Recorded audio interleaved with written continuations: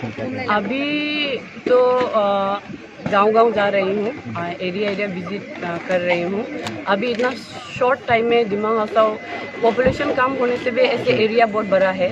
Every village जो visit करना मुश्किल है, फिर भी मैं कोशिश कर रही हूँ जितना भी विलेजेस हो सके मैं लोगों से, वोटर से जितना भी कनेक्ट हो सके मैं कनेक्ट करने के लिए कोशिश कर रही हूँ। और मुझे पूरा आशा है मेरा बीजेपी नरेंद्र मोदी जी का सरकार में और स्टेट में डॉक्टर हिमंत जी का लीडरशिप में और दिमा हसाओ में काउंसिल में हमारे डेवलपर गोलोसा जी का लीडरशिप में बहुत अच्छा काम कर रहा है, ऑलराउंड डेवलपमेंट कर रहा है।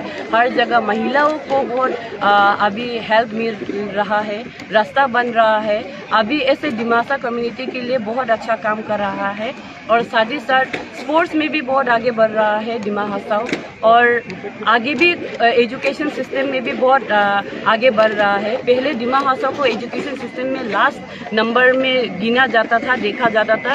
अभी क्लास 10 का रिजल्ट हो या HS का रिजल्ट हो तभी दिमा हसाओ हमेशा टॉप 5 में आता है अभी 6-7 ईयर्स से। तो और जो ADRA का एग्ज़ाम होता है उसमें दिमा हसाओ का भी बहुत यूथ को नौकरी मिला है। जो पुलिस है, कमांडो में भी बहुत सारा नौकरी मिला है। और जो APSC जो एग्ज़ाम कंडक्ट करते हैं उसमें भी बहुत सारा APSC के अंदर भी बहुत मेरिट बेसिस में नौकरी मिला है। तो इसी को आगे बढ़ाते हुए मैं यूथ्स को यही मोटिवेट करूंगी और आगे भी पढ़ने के लिए और साथ ही साथ बीजेपी में वोट देके और ऐसा फेयरली जो एग्ज़ाम्स में जो मेरिट बेसिस में जो नौकरी देता है वैसे ही अभी बीजेपी का सरकार बनने के बाद डॉक्टर हिमंत बिस्वा का लीडरशिप में आप लोग को और भी नौकरी दिया जाएगा, मिलेगा। यही विश्वास है कि आप लोग बीजेपी के लिए अभी भी वोट देगा और रिक्वेस्ट भी करती हूँ कि बीजेपी में वोट देके मुझे 113 हाफलोंग से जिता के भेजिए और मैं भी दिमा हसाओ का ओवरऑल डेवलपमेंट के लिए जितना नरेंद्र मोदी जी, जितना डॉक्टर हिमंत बिस्वा शर्मा जी, जितना डेवलपर गोलोसा जी कर रहा है उनका मैं कंधा से कंधा मिला के मैं चलूँगी और आप लोग के लिए मैं काम करूँगी। देखा गया कि नंदिता गोलोसा अभी प्रेजेंट मिनिस्टर है और उसके साथ अभी कांग्रेस का कैंडिडेट है। क्या चैलेंजेस देखते हैं, क्या कुछ प्रॉब्लम होगा क्या, तो कैसे देखते हैं उस चीज़ को?